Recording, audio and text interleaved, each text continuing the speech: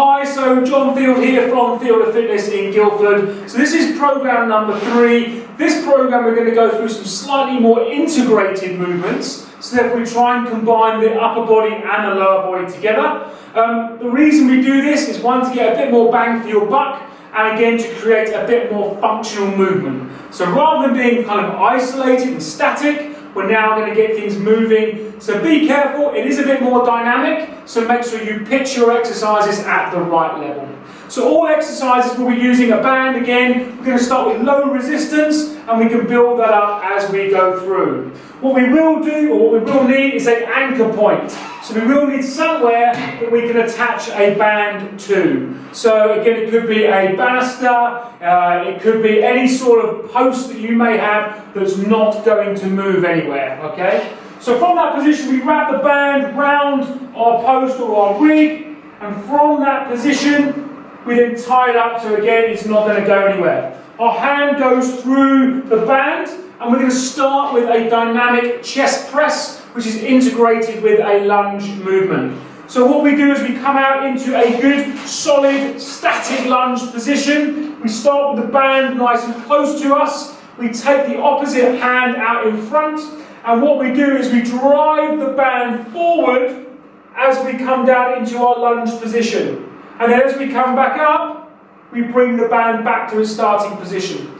So with regards to activating through the trunk, we'd be nice and tight through the tummy. The hand goes out in front, take a nice deep breath in, and we drive the band forward, and then we come back up again. So again, brace, punch, and then come back up. We've got a 50-50 load between each leg. We keep a good upright position. We brace nice and tight through the tummy, and we drive that band forward. Obviously, we would do this on both sides. And again, you may be looking for those kind of 10 repetitions on each side. From there, we then move into a dynamic pull exercise. So that was the push. This is now the pull. The same position with our feet. So 1 foot forward and 1 foot back. We don't change the band. From this position, the arm goes out in front of us. We keep a bit of tension in the band. And this time, as we pull back, we drive the arm forward. So we come into this position. Coming back up, so we drop into the lunge, we come into the dynamic pull, and then we come back up. The main cues here are allowing the shoulder blade to come down and back, and keeping a slight bit of rotation, but we're reaching forward with the opposite arm. So as we drop in, we reach, each time, dropping down, making sure the knee doesn't touch the floor. From there, we go into exercise number 3, which is what we call a Pallof press. So this is an anti-rotation exercise. Again, we keep the band in the same position.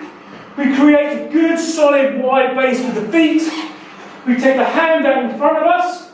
The fist or the hands must be in line with your sternum. So in this position out in front, one hand on top of the other. We keep the elbows nice and soft. We bring the band into the chest.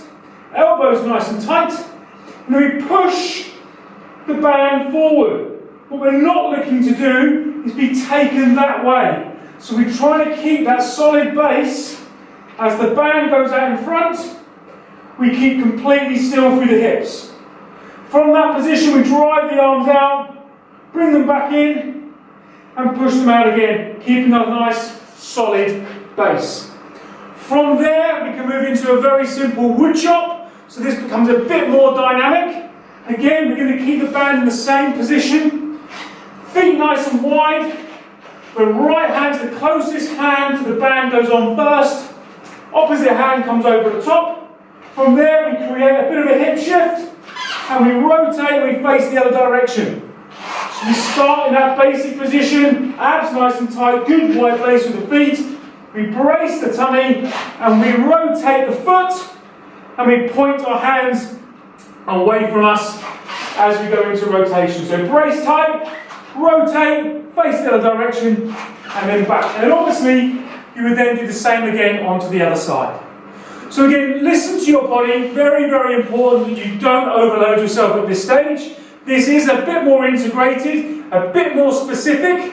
So again, enjoy it, have a bit of fun with it, play around with it, and I hope this helps to improve some of your strength, some of your stability, and again improving those fitness levels on the course.